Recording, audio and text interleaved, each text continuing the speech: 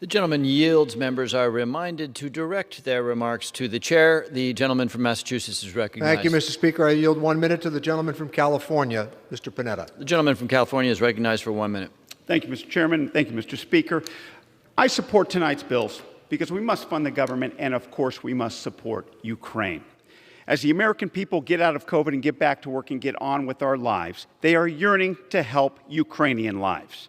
Tonight's bills do that by providing aid and armaments so that the Ukrainians can continue to punch Putin right in the face. And this bill, H.R. 6968, also punches Putin right in the gut by banning imports of Russian oil, by taking steps to remove Russia from the WTO, and by holding Putin accountable for his violating of rights with tougher sanctions. The last thing we want is war with Russia. However, in order to stop Putin's paranoid adventurism, we need to bolster our commitment to NATO, and we must bleed him of his resources to wage war by crumpling his ruble and collapsing his economy. This will affect us, and it will force all of us to play our part. But despite these costs, we must continue to be as united as we are inspired by this fledgling democracy that has flourished under fire.